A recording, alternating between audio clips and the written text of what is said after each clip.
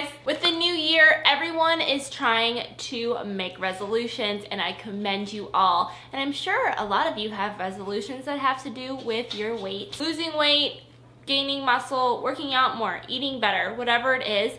These are my top 5 tips for weight loss. I don't even like to call them weight loss tips. I like to call them get healthy tips, because really that's what they are. They are tips to help you improve your everyday life through health and eating and fitness. Now, some of you might have seen my Diet Rules to Live By video, which was, by the way, a complete parody. This one is actually serious. These are things that I do every single day to keep myself healthy. So I thought I'd share it with you guys, and if you like some of these tips, I hope that you use them in the new year and for years to come. Now, before I start, I am not a doctor. These are just things that I do that help me. Before trying to lose weight, you should always consult your doctor, because they have to make sure your insides are all good and all that stuff. Whether you eat low carb or not, these tips are across the board for everybody, and I just think that they're incredibly helpful. And the number one thing that I do that I have found to be so extremely important to, number one, hold myself accountable, and number two, just kind of know where I'm sitting throughout the day, and that is to track what I'm eating.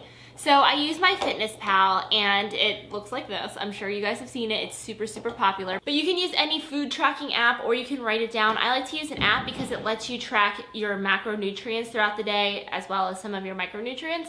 So for example, if for breakfast I have cottage cheese, and then later in the day I have some turkey, it'll show me my breakfast was 26 grams of protein, 4 grams of fat, and 8 grams of carbs or whatever it is, and 2 servings of cottage cheese. And then, so I can see if I'm trying to hit specific goals, like if I want to hit 1 gram of protein per body weight, for example, I can see I've eaten 26 grams of protein, so the rest of the day I need to hit my protein goals in each meal to get where I want to be. It also tracks your calories. Now, with low carb, calories are kind of taboo. A lot of people don't count them. I personally think it's helpful, especially if you're trying to lose those last 15 or 10 pounds, to track calories, because you need to be in a deficit in order to lose weight, no matter what kind of diet plan you're following, even if it's just, you know, a 50 calorie deficit a day. So you can see what you're eating and actually how much you're eating and what's actually in that food, and it is so helpful to have a visual, and it holds you so much more accountable than if you were to say, oh, well, you know, I ate some cottage cheese.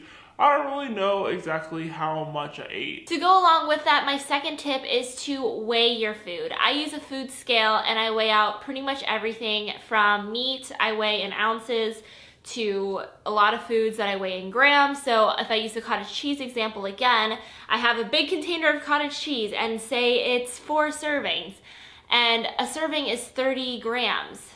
Well, actually, I think it's a lot more than that. But for example, let's say a serving's 30 grams. Do you know exactly what 30 grams looks like? I don't think you do, because I don't, and I cook like every single day. So if you put a bowl on your scale and you scoop out a little bit of cottage cheese at a time until you get to a serving size, then you know exactly how much you're eating instead of just eyeballing it.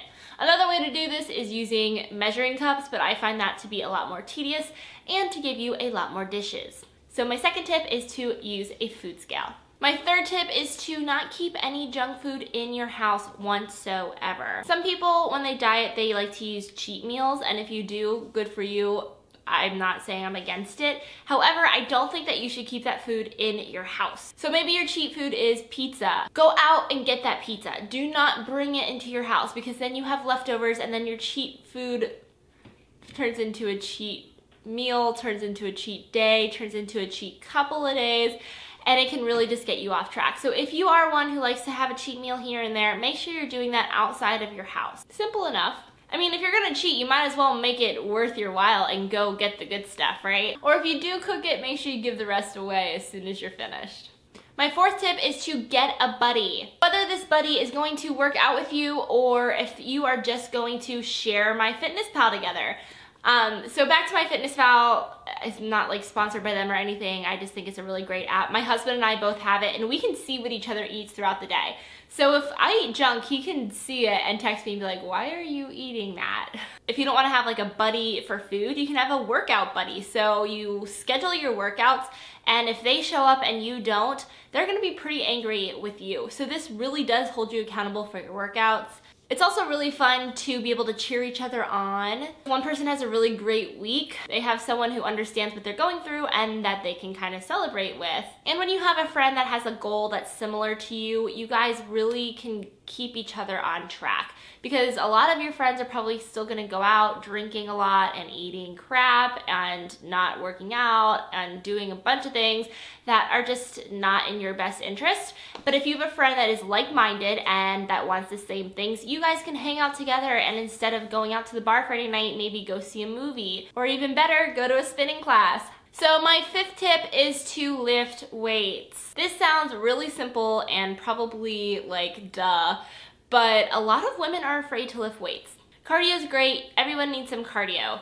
Especially like high intensity cardio. I like HIIT stuff. That's a whole nother story. Lifting weights really gives you that definition that you want. Women, you will not get bulky. I promise you, you will not. You do not have the body or the hormones to do so unless you start like shooting up testosterone. But lifting weights does so many great things for you. It gives you that toned look that you want. So if you see women who are toned, it's not because they spend hours on the treadmill, it's because they lift weights. It also raises your resting metabolic rate, which helps you burn more calories. So if I'm just sitting here filming a video because I lifted weights this morning, I am burning more calories. Also, because that lifting that I've been doing for years and years has built muscle, I am also burning more calories. This is because muscle burns more calories than fat does, and I'm sure you've heard that a million times. So do not be afraid to get in the weight room and start lifting weights. So that's all for my 5 weight loss tips, guys. I have a bunch more. If you guys want like a part 2, let me know. Give this video a thumbs up, and I hope that you all reach your goals in the new year. Thanks so much for watching, guys. See you next time. Bye.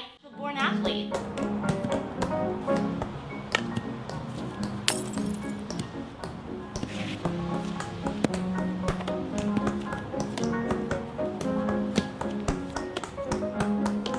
Run. Run all the time. Run like your life depends on it.